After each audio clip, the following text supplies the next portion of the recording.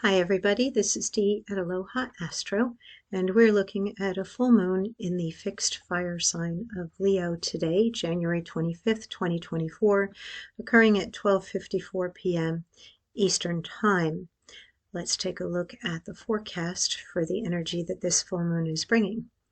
Full moon in Leo, Thursday, January 25th, brings an intense awareness of the stressful change and dramatic upheaval in the world and your personal life, causing you to wonder about the prospects for growth and security in the future, despite appearances to the contrary, as the moon forms a fixed T-square aspect pattern with the Sun conjunct Pluto in Aquarius and Jupiter in Taurus. The creativity, courage, and questing nature associated with the sign of Leo, which this full moon invites you to activate in your life, is infused with added inspiration, confidence, strength, and resiliency to help you weather the storms of life and tame the fear and resistance of the challenging T-square, as Neptune in Pisces forms a trine to the moon and a sextile to the Sun and Pluto, while the moon sets up a yod, also known as a finger of God, aspect pattern with Venus in Capricorn and Saturn in Pisces.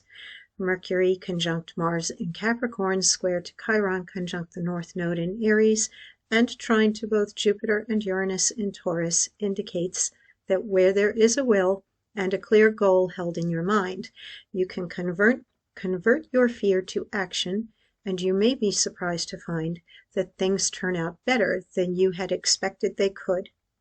Showing up, being fully present, and willing to participate is the first step of a creative journey you can undertake if you choose. The deeper emotional work of this full moon is to recognize that power and peace are already within you, and nothing external to you can change that. Be loyal to the direction your heart leads you. Let's take a look at what the planets look like in the sky right now. And what we have going on is that the moon is creating a basket chart out of a bowl. We have all these planets lining up, one right after the other, with Venus in Capricorn, Mercury conjunct Mars in Capricorn, the Sun and Pluto, recently both moving into Aquarius this past week, and joining each other. Saturn in Pisces, Neptune in Pisces. They're kind of at the front door and the back door of that sign, and they are quite different in nature because Saturn is the realist and Neptune is the idealist. So you're getting input from both of those influences through the sign of Pisces, which really has no boundaries or limits, and anything is possible, but not everything is going to be probable. So you have that energy to play with when you think about what your dreams and visions are and what you are wanting to achieve versus what you can actually achieve and what is realistic. Then we've got Chiron conjunct the North Node in Aries, and Aries is a cardinal fire sign that says, I am. So who are you? And what is your path? What is your purpose? What do you want to be doing? How are you creating your destiny right now by your present day choices and decisions? There are always some lessons involved or a higher learning that occurs with the North Node. And that's interacting with the cardinal energy of Mercury, the mind, plus Mars, the action and the physicality in success-oriented Capricorn. And that's a lot of strong energy in the background here. But the square is what's kind of pushing the envelope, where you know that you have to do things or make up your mind or formulate a plan, and that nobody else is going to do it for you or know yourself as well as you do. So integrity is important, being honest with yourself, and getting down to the actual decision and action, even if it's scary or you're worried or you're uncomfortable. It may be that if you don't make a decision, you're making a decision by default to do nothing, and then something will be decided for you. And if you are not happy with that, you will only have yourself to blame for that. this is something that is super important to think about, that particular square, even though it's not interacting with the moon. We still have this strong creative force going on with the moon in Leo, drawing all the energy of the bottom of the basket toward the handle of the basket, which is the moon. And this is a courageous and creative and rather dramatic fire sign, uh, getting assistance from inspirational Neptune, getting kind of like a blessing from the creator, or the strong sense of working for a purpose, or that if you put the work into something, you will be satisfied, or you'll have some sort of a reward at the end, that you will accomplish what you set out to do, and you may feel as though you are divinely guided to be doing whatever it is that you choose because of that yod, the green dotted lines you see with the moon to Saturn in Pisces and Venus in Capricorn. That strength and determination and resiliency, though, is not going to come before the hard stuff. The hard stuff comes first, and then the good stuff comes later, or kicks in as a result of a decision that you're going to face the fear, or deal with the uncomfortable situation, or go for the change and growth or upheaval in your life in order to become stronger or get to where you want to go. In a way, it is a bit like the dark night of the soul type of energy that might be coming up for some people, and the fixed signs might have it a little bit harder than the other signs.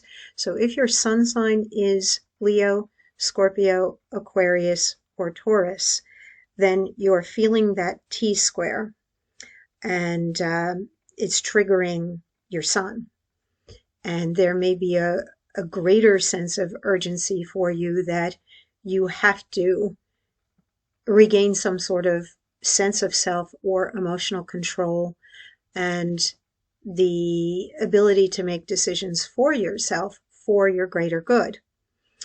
But you may get pushed to the point of running out of time, or it needs to be now, take your chance, or let it go and forget about it. But then again, it comes down to, you didn't take the action when you could have, and then you'll be living with the would've, could've, should've scenario, and possibly being unhappy or blaming other people for what you didn't act upon when you had the opportunity to do so.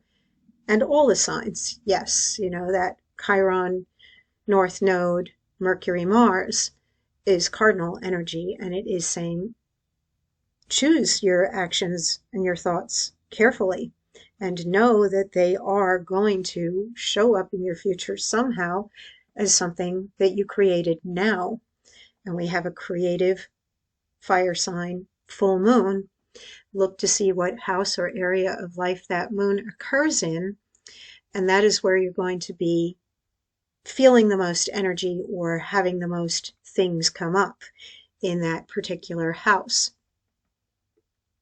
This is definitely a particular full moon where having a knowledge of your own natal chart is going to help you navigate what's going on a lot better than just reading a sun sign horoscope, or not knowing where you have Leo energy in your natal chart. Then you're only looking through that proverbial glass darkly, and you're not able to see everything that this full moon can hold for you in terms of the activation to get something going, and where's the talent, or where's the assistance, where's the help that could come to you through the positive aspects in here, or the ease and flow that the trines and the sextiles and the yod are making. But key really is, what house, what area of life do you have that creative fire? And pay attention to that and then direct the energy of all the other transiting planets to that moon. Because a bowl, when it's got a handle that makes a basket, pulls or taps into all those planets and gives that moon extra superpowers, basically. Superpowers that are both going to be constructive and some that can fan those fires higher of your worry and your fear, or the resistance to the growth and to claiming the power that's within you because of the T-square in those fixed signs. Values and money may come into play because Jupiter is in Taurus, and Taurus rules the second house of personal finances, self-worth, self-esteem, personal values. Jupiter is a planet of growth and abundance. So if you want more money, let's say right now, you have to be willing to do the creative part of that in magnetizing that to you, or to believe that you are worthy of that money coming to you.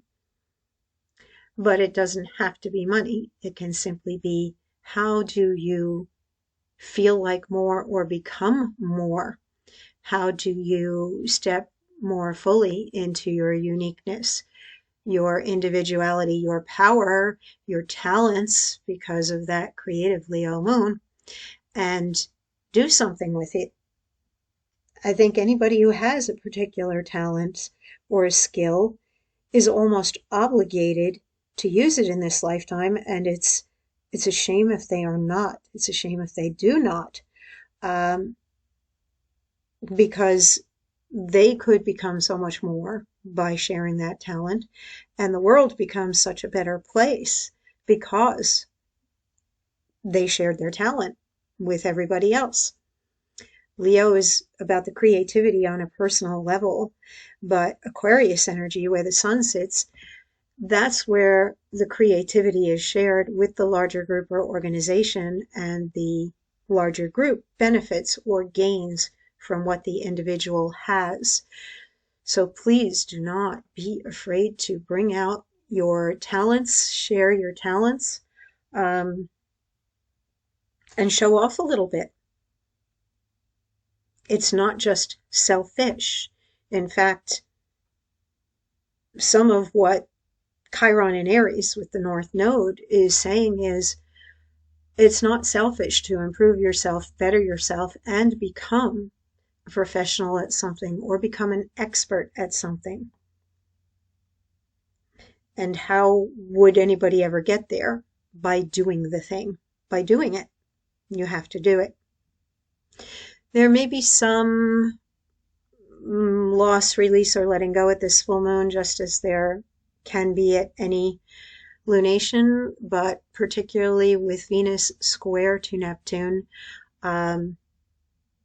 maybe it's a letting go of some aspect of a dream and making it more doable or more practical, or understanding that something that you truly desire will take time and patience, and maybe you're not fully ready for it yet. Maybe the world is not fully ready for it yet. So perhaps if you are going to boldly make a move and want to be seen, you will have to deal with some rejection, or not everybody loving what you have to offer, or not seeing as much money come in from your efforts as you thought initially that you might. But persist. That's what the yacht is saying. That is also what this minor grand trine with Venus in Capricorn, Saturn in Pisces, and Jupiter in Taurus is saying.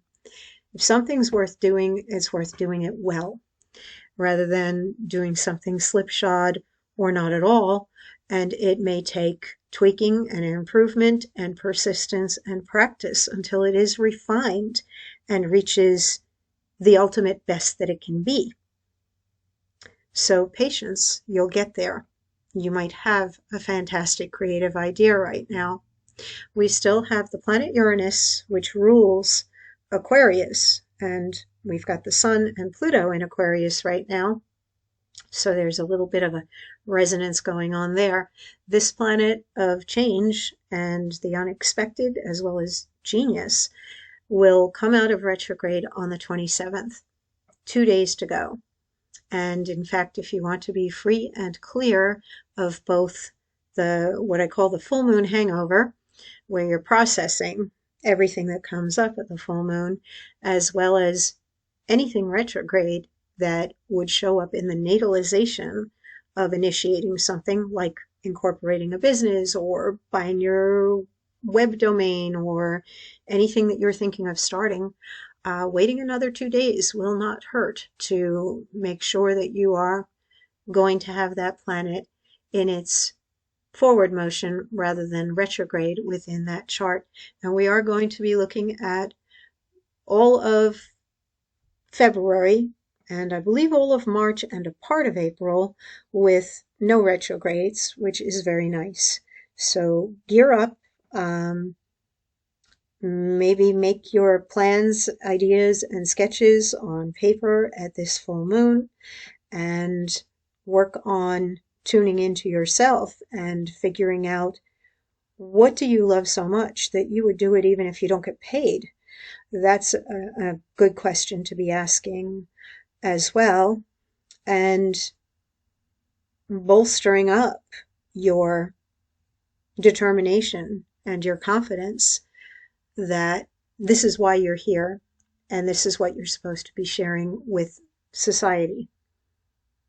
Let's take a look at the Sabian symbol. We round up from 5 degrees 15 minutes to 6 degrees.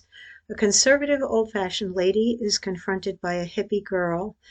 The need to transcend our subservience to fashion in morals as well as in clothes. Well, that is interesting. This refers to the ever-changing pageant of social values as ideals of human relationships succeed one another, one generation facing in the next, an antithetic picture of what it has been brought up to consider worthwhile and decent. The confrontation may lead to great bitterness, yet it should show us the impermanence of most of what society impresses upon our collective mentality. This is the first stage of the 26th fivefold sequence of phases of the cyclic process. We are dealing now with cultural values and the emotional impact they have upon our character formation. Whereas the first degree of Leo dealt with an individual crisis of reorientation, the 6th degree refers to a collective cultural and social crisis which challenges us to realize the relativity of social values. Well, that T-square definitely brings in, the changes that occur. We have the traditional Capricorn energy at play, as well as the non-traditional reforming energy of Aquarius also at play. And when that Sun and Pluto made their shift from Capricorn to Aquarius, they were both at the final degree of Capricorn and then entered together at 0 degrees of Aquarius. That's a big, powerful punch of intense energy. And Pluto is a transpersonal planet that moves very slowly, with the exception of a couple of months near the end of 2024, when it retrogrades back into Capricorn for a brief time. It will spend 19 years in Aquarius. And yes, the world will change. It will change radically, and there may be activism, revolutions, further civil unrest in our own country or where you might be living somewhere else. When I say own country, I'm here in the United States. Things are really being pushed, tested, and there will be radical changes. Ultimately, what I feel Saturn and Neptune are giving us is the opportunity to discern what is ideally best for everyone. And hopefully, as we have Pluto move further into Aquarius, the needs of the people will be the greater concern, and there will be continued interaction over the years with Uranus as it moves through Taurus for the next at least year or two. So I think we're going to see the extremes in order to bring things back into harmony, balance, and peace. But the extreme energy has to come up so that there is something to act upon. All right, I can't think of anything else much to say here. Personal relationships may go through a little bit of testing at the moment right now while the lunar nodes are in Aries and Libra, but the issue primarily is the need to be an individual and have some freedom versus integrity, honesty, commitment, responsibility toward others. And that's a bit of a tightrope to walk right now while planets are moving through both Capricorn and Aquarius. You take care and stay safe, and I will be back when we're looking at a new moon 2 weeks from now.